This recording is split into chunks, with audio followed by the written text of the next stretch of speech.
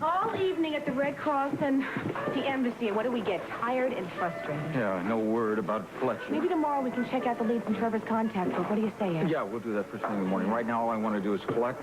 I want to collect Mo, and I want to shower, I want to shave, and I want to get some sleep. Where is she? You see her? Make sure. That's part. Hey, Joe. Do you know what happened to that American woman that was waiting for us? No, wait, no. Where are you taking me? What are we doing here in the graveyard? Acting very strangely. You mustn't alarm him.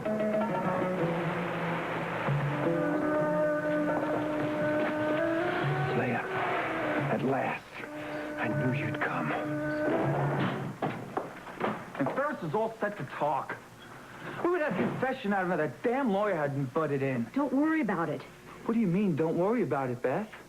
Look, remember you told Andy we didn't need his help? You're right. Now that we're together, we can clear your name, and then it's only a matter of time before we find out who's really behind that explosion. Well, well, Rick Bauer, what a surprise. We're gonna talk right now. We've got nothing to talk about. Yeah.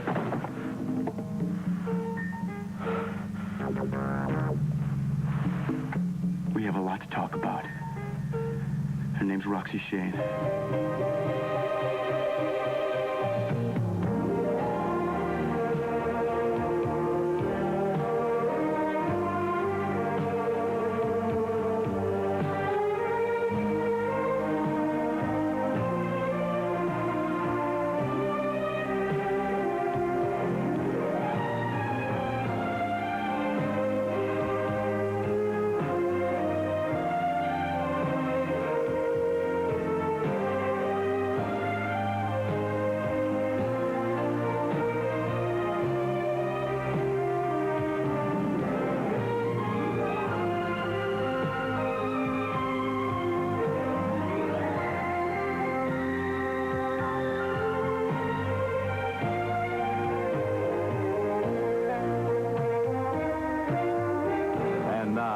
Guiding Light. This portion is presented by Oxidol Laundry Detergent and by Duncan Hines, new Duncan Hines Deluxe.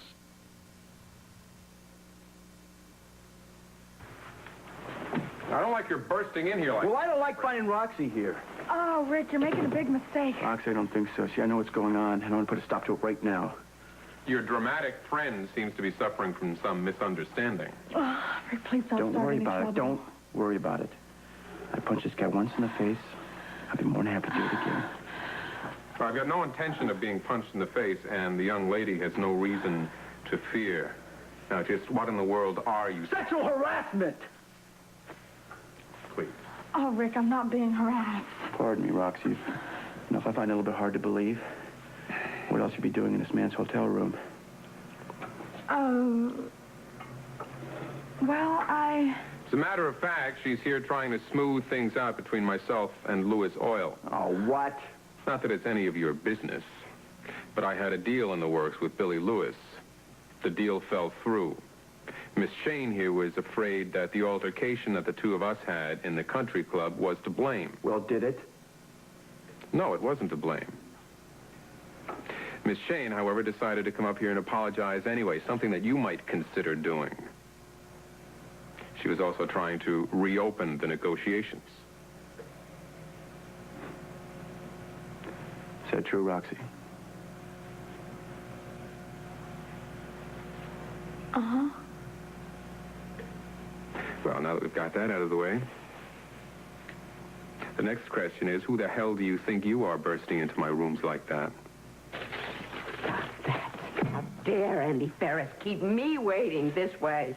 Now, I've dealt with men like this before. They love to keep their betters waiting. It makes them feel important. Well, I don't trust him. Nor should you. If he were honest, he wouldn't be selling us this tape in the first place. You're being very cavalier about a deal that affects your future in Springfield. No, not cavalier, just sensible. Andy Ferris is a very greedy boy. He knows that you can outbid Philip and India. What he's doing is letting us all sweat a little, trying to drive the price up. He'll sell the tape to you in the end. I wish I had your faith in criminal logic. I've got an idea you might like. What? How about a game of gin rummy? Hmm? What? Yeah. Want to play for money?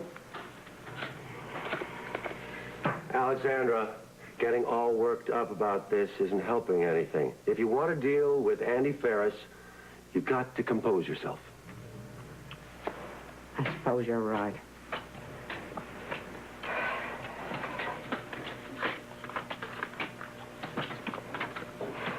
Oh, it's no use pretending. Ferris should have called hours ago. Alexandra? I have lost, Warren. Philip has the tape. You know, it's not going to be easy tracking this guy down. What guy? That's just what I mean, Beth. What guy? You know, I've been working on this thing for months, and Ferris is my only lead. Now, if he clams up, Wait a forget minute, it. that's not the only lead we have. What about those two guys? What are the names? Danny and... Danny and Leo. Right. And then there's the money. Yeah, the money. Now, that's what worries me the most, Beth. I mean, the guy that we're after is obviously stinking rich. And rich people always buy themselves out of trouble. No, not necessarily. If he tries it, we can always fight fire with fire. How do you mean? Lou Jack, your mother is richer than anyone in Springfield. Now, if we really want to get things going, we should be asking her for help. Yeah, well... You know, we're kind of avoiding the obvious here. You mean Philip? Yeah. Well, He was the only one that had a motive to blow up my club, Beth. well, if he's guilty, then he's a criminal, and he deserves to be punished. You mean that? Of course I do. Well, I never thought I'd hear you say that. Come here. Come here. Oh. I said we're going to clear your name, and I meant it. If Philip is guilty, we really will need your mother's help. You know something? I think you're right. I mean, my mother wants this thing cleared up just as much as we do. And if Philip's the one, she's in the perfect position to get a confession out of him. That's right. He trusts the Baroness. After all, she's his aunt, and he's married to her stepdaughter. I think we better go talk to my mother. Come on. Wait. I want to promise first. Name it. If it turns out that Philip's not guilty, I want you to forget the jealousy. Stop the feuding. And try every way you can to become friends with him. Okay. If Philip's not guilty, I'll do whatever you want. How's that? Even better. But first, let's get to the top of that hill and run this idea by my mother, okay? Come on. Hey, let me get my coat.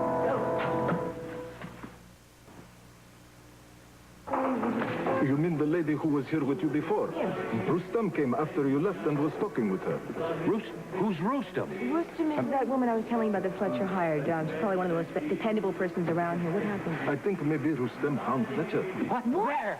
Rustam didn't say, but I kind of got the feeling that he's not in good shape. Oh, no. Where is she? Where's Rustam? I have to talk to her. Where is she? Gone. Gone? What do you mean gone? Where did she I go? don't know, but wherever it is, your lady friend went with her. What? No, wait a minute. Now, wait a minute. My wife walked out of here. We're halfway around the world in a strange city, and they're blowing people apart out there. And she walks out with somebody she doesn't even know. What are you... I think Fletcher must have needed help. Why? What do you say that? After Rustam talked with her, she took the doctor bag and she followed her into the streets. So he must have needed medical attention. I'm calling you to... Wait a minute. Well, that won't help because now they are very busy with a big fire by the old cemetery. Wait, but there's got to be something that we can do Yes, we here. can call the embassy. We'll tell the embassy that she's missing. What are you talking about? What good is that going to do? You saw that stack of missing person report on the undersecretary's desk? What am I going to do? Just add Moe's name to the statistics? Ed, I have been here long enough to see a lot of statistics show up alive and well. Now, even if the city's in total chaos, does not mean that Maureen's in trouble. Okay? Oh, that's great. Yeah, that's a very comforting thought. Ed Rustam is a very reliable person. She's probably the best guide in Beirut. I don't care who she is. I'm going to go find her. Wait a minute. Ed, no, you can't go find her. Listen to me. I've gone out there. I've tried. You're just going to get lost. I'm not going to just sit here and wait. You are going to call the embassy. You're going to tell them, look, they have more contacts than we do. They have a lot more contacts. The best thing we can do is just sit here and wait for news. Or for Maureen and Fletcher to walk through that door. Okay. Okay, all right. Where's your... The telephone is over there. Have a drink on the house, doctor. You look like you need it. Live! He's alive, Joe! How's that? If Maureen went after Fletcher, that means that Fletcher's alive. I think you are right. You know, the doctor's wife might be in danger, but I must admire her courage. The way she picked up the doctor's bag and ran out to help Fletcher. She's a brave woman. Oh, God, thank God you're alive, Fletcher. Doc, I left you this morning. What took you so long? His head was bleeding when I found him, the back of his head. I'd almost given up on you. I thought you weren't going to come. I was ready to take the plane to Cyprus. Ow! Oh, his blood is dry. It must have happened a while ago. Fletcher, I think that you probably have a concussion. Do you understand me? Yes, sure. Yeah. Leia, did you bring the bracelet? What I don't understand. Who's Leia? Leia was a woman he knew here 5 years ago. Oh, God. The concussion affected his memory. He's just living in the past. It's okay. You aren't. Leia? No, Fletcher. It's Maureen Bauer. Maureen. I came here to Beirut with Ed, my husband, and Claire Ramsey. We've been looking for you. We thought you were lost. Do you understand? Did you recognize me, Fletcher? Maureen. Yeah, it's right here. And Ed. Yeah. Oh, And Claire. that's right. Yeah, I remember. Good. Now listen, you've got an injury here in the back of your head that I think you're going to have to go and have a look at. So we'll just go back to Ed and he'll look at it back at the hotel, all right? No. Yeah, come on. No, I'll go. No, it'll be fine when we get back to the hotel. I gotta stay No, here. all three of us go. I have to wait for Leia. All right. He's not going to go. So you go back to the hotel and you get Ed and Dr. Ramsey. You bring him here and I'll wait here with Fletcher. Go. Okay. You be careful. Yeah. Okay. She'll be here. You'll see. Leia will come soon.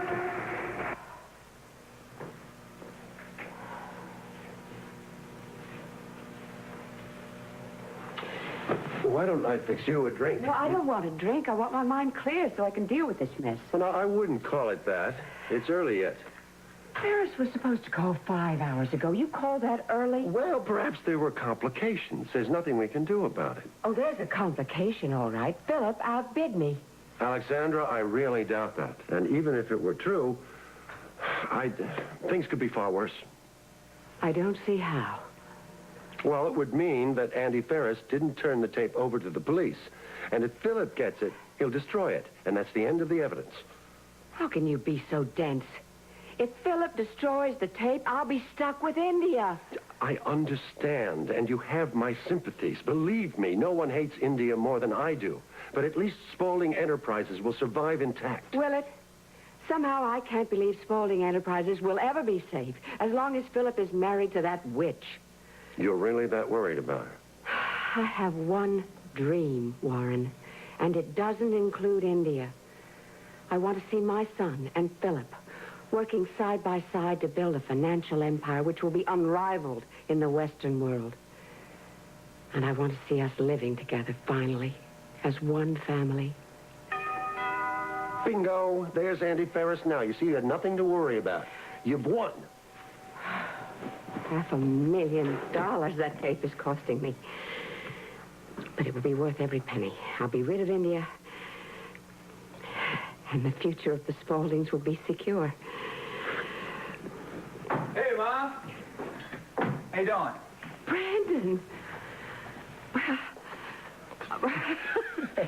Darling, what are the two of you doing here? Great news, Ma. Andy Ferris was just arrested.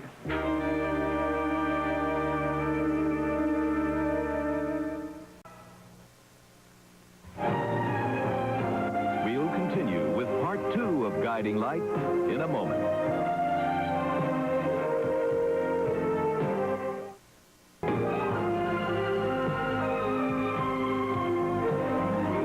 portion of Guiding Light is presented by rich, delicious Folgers crystals. And by Downy, the fabric softener that combines skin-loving softness with the airy April freshness you love.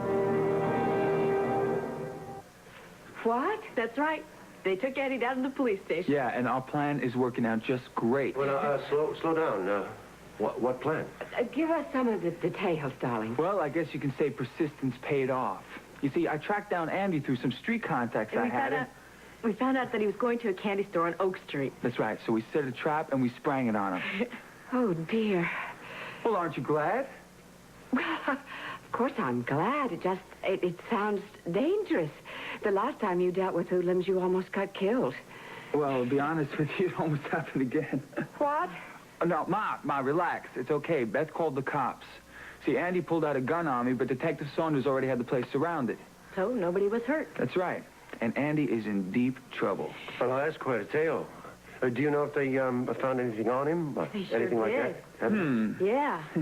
A briefcase with $500,000 in it. But did he have anything on him other than the money to connect him directly to the explosion? No, I don't think so. I see.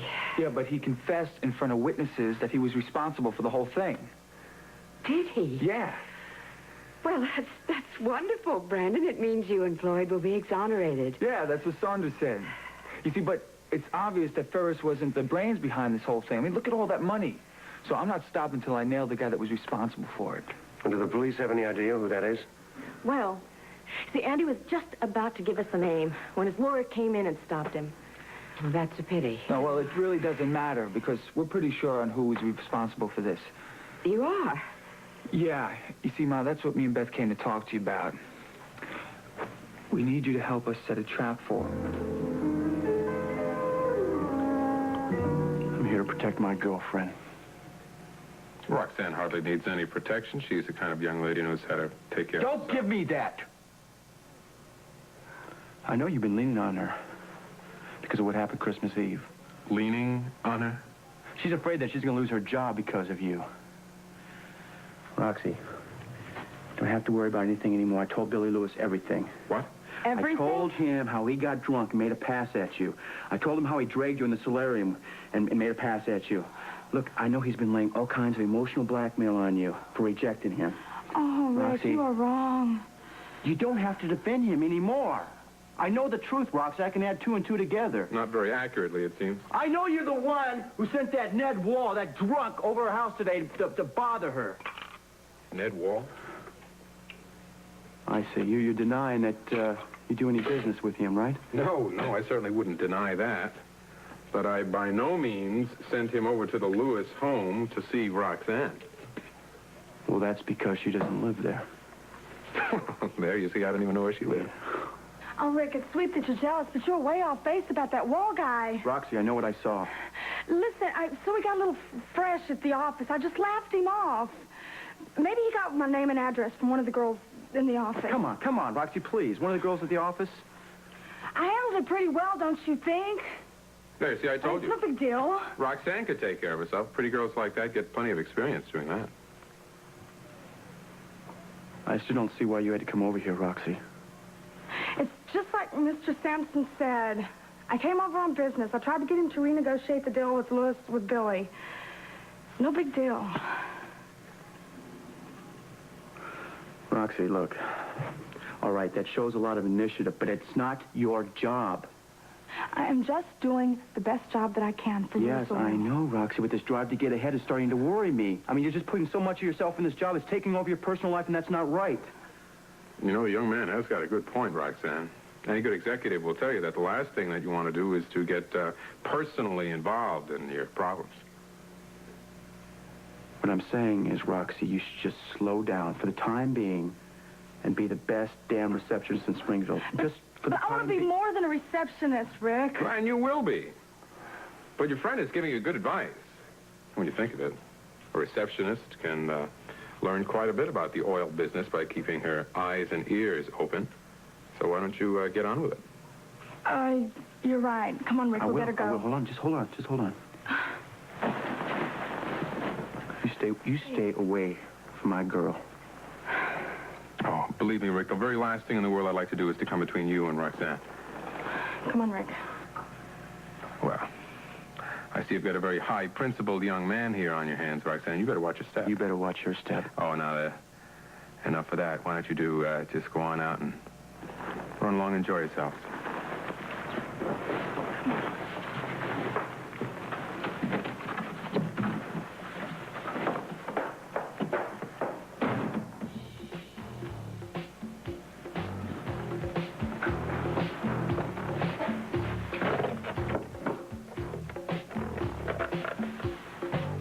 Preston, get over here. Good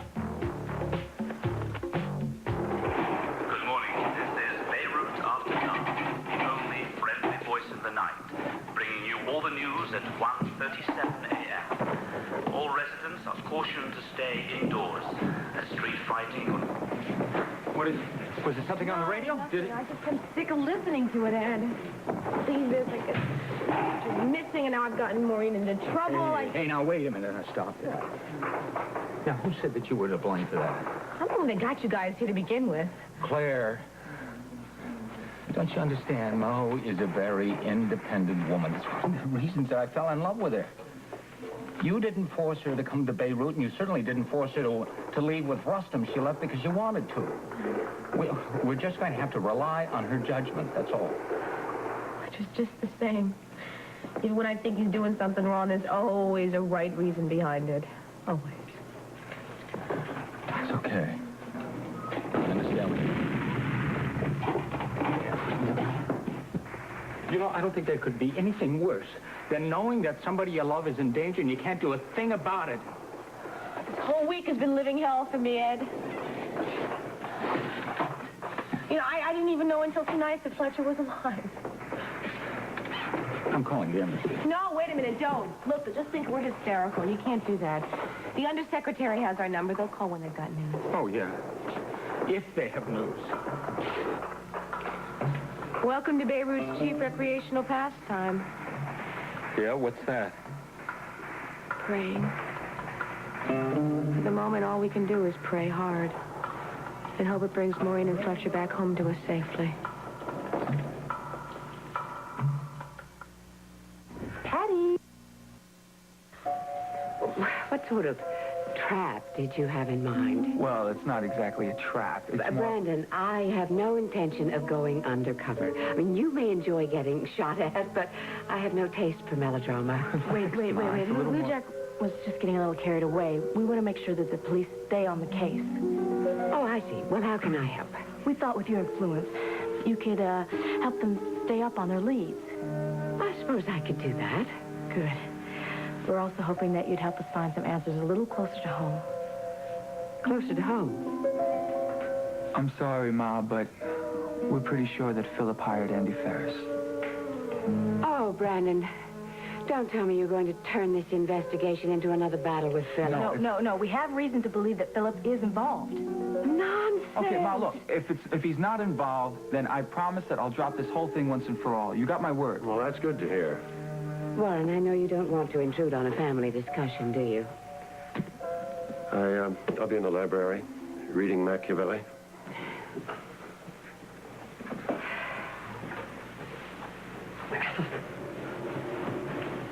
All right. What is it you two expect me to do? Talk with Philip. You know, sound him out about the explosion. What good will that do? Oh, come on, Ma. You're a good judge of character. If there is something wrong, you'll know it. I won't do it. What? I won't get caught up in a round of deception.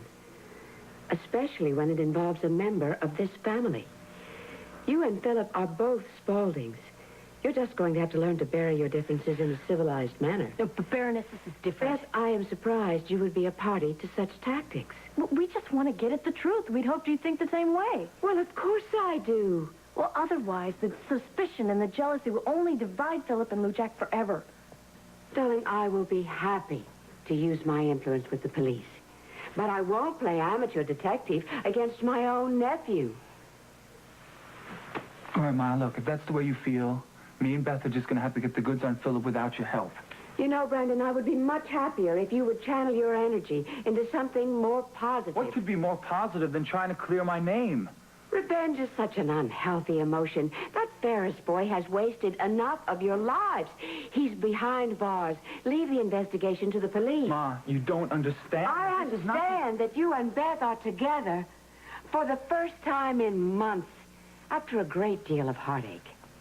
Now it's time to stop licking your wounds and think of the future. That's what's important now. I'll get to that. It's Beth's future, too. You can't expect her to marry a man without a career. We haven't even It's time you settle down and concentrated on your inheritance. Spaulding Enterprises is a large corporation. A great responsibility, a wonderful opportunity. Half of it belongs to you. I know, but you should put on a suit and a tie and get ready to assume command. Not right now. Why not right now? Well, in the first place, I am not the executive type. Oh, you could And even be. if I was, I wouldn't step one foot in Spaulding with Philip there. Now, I can handle Rick Bauer. What concerns me is that he's tipped our hand to Billy Lewis. I thought you said the Shane girl was going to cover for you.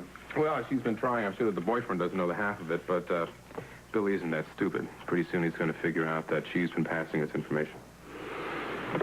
Yeah, I'm afraid you're right. You know what gets me is that I've never seen you operate like this before. Like this? Like how? Like letting yourself get personally involved. Preston, you're questioning my motives. Kyle, I'm paid to question your motives. That's what you hire me for, as your advisor. And I'm paid to tell you right now that you're wasting your time and you're wasting your money on this Lewis Oil deal. You think I'm wasting my money? Yes, I do. I've seen the figures. I know it would have been a lot more profitable to accept Billy Lewis's original offer.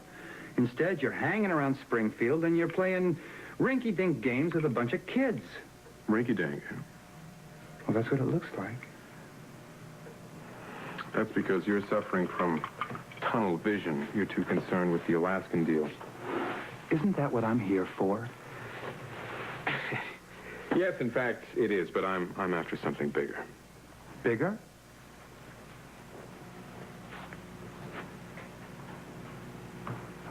Right, well, moving right along. I did mean to ask you if you'd initialed the program for that Courtney Consolidated deal. Yes, it's in the drawer. Great. Oh, yeah. What's this? Kyle, you almost never let your picture get taken.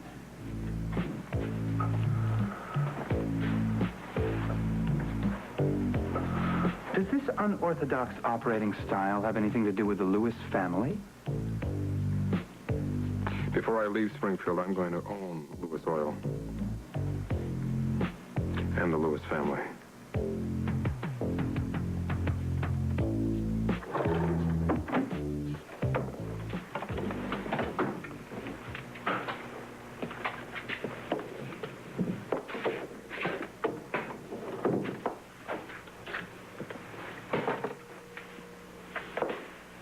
Well, you hardly said 2 words the entire way home. Sorry. Great. That makes 3. You been taking grumpy pills? No, yeah, Moxie. Just too much going on here that I don't understand. I don't see why not. You're the one supposed to be the brain around here. All right. What don't you understand? For one thing, why have you been so moody and grumpy lately? Look who's being moody. You're the one acting like you just saw a bumblebee. That's not an answer. Now, I want to know why that Ned Wall came by the apartment this afternoon. It's me. I don't know, you've been writing my phone number in the men's room lately? Roxy, that is not an answer. Honestly, Rick, I don't know a better one. Oh, great, swell, Rock. You don't know why Kyle Sampson... You're at Kyle Sampson's apartment either, right? Of course I do. We explained that to you twice. Then how come I am not buying it? Honestly, Rick, you got more questions than a final exam. That's because none of these answers make any sense to me, Roxy. Well, maybe you didn't understand me when I told you I was trying to be a new woman. Roxy, I found nothing wrong with the old woman. I am trying to take my career seriously now. I went to Kyle Sampson's room for one reason and one reason only, and that is to promote a business deal. I'm sorry, Roxy. I don't believe you. And why not?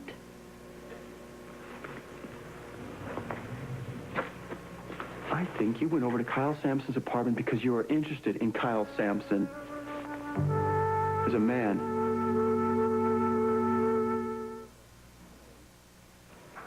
Oh, Rick, how can you say that? How can you think I'm interested in Mr. Sampson that way? It isn't hard, Rox, when I find you in this hotel. Don't you know yet how much I love you? Rick, I haven't even looked at another man since since you gave me this ring. I would do anything to make you happy. Roxy, you're just not making it easy for me to believe. Why? You've got to admit you've been acting really odd lately. Maybe I'm just not used to being a new woman. Roxy, all this new woman stuff, it's just swallowing you up whole. All this ambition, everything is. My only ambition is Rick Bauer. What? I'm only doing this so that you'll respect me more as a person. I just want to be worthy of you. You're trying to prove yourself to me? Of course. Roxy, you don't have to do that. Yes, I do. No. I love you so much. Roxy, I want you to live life. I want you to learn it. I don't want you to not have fun with it. I find it respectable. Roxy, I didn't fall in love with a woman who was respectable. I fell in love with a woman who loved life and the people in it. All right, I don't want you losing all that natural-born enthusiasm. Oh, you mean you don't want me to change? No. I fell in love with the original Roxanne Shane.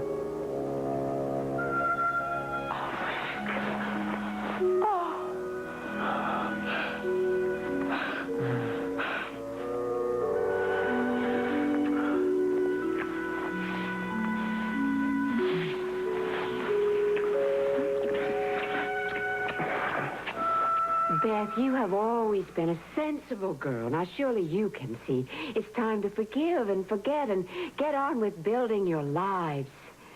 I'm sorry, but I'm with Blue Jack. The first thing that we have to do is find out who's behind all this, and everything else comes later. But have you two given any thought to your wedding plans? Wedding plan? Fairness, Ma, we're not even engaged or anything. Well, I think it's time you were. Now that Beth has her sight back, there's nothing standing in your way, and you should be enjoying every single moment together. well, I have to finish school first. Of course you do, but I don't see why that should be a problem. Wait, don't you think we should finish growing up first? Nonsense. You can grow up together. A wedding is the perfect beginning. You know, that sounds pretty good to me. Oh, Beth, you and I have spent so little time together in the past few months. Well, I don't think my term papers for school are going to interest you very much. I wouldn't bet on that. Look, now that you can see, why don't we celebrate by getting you a new wardrobe? Well, I can't afford a new wardrobe. All my money goes for tuition, rent, food, and if I'm lucky, a few bus tokens. I admire your thriftiness, but I'd like to treat you to a shopping spree. No, I couldn't let you do that. Oh, I want to. I don't have a daughter of my own to spoil. You'd be doing me a favor. Please? Hey, come on, go for it. When Ma starts shopping, man, she could outcharge the light brigade. Well, it sounds fun, but I... All right, we will spend tomorrow morning going from one boutique to the other. And then after that, I know a place where they make the loveliest little sandwiches. Well, I'd be a liar if I said I wasn't thrilled. Oh, God, I can tell you guys are going to have to rent a truck for this one. I hope so. What more wonderful way to get to know my future daughter-in-law.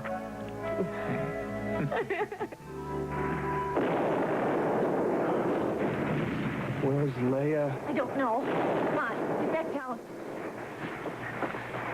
I don't know.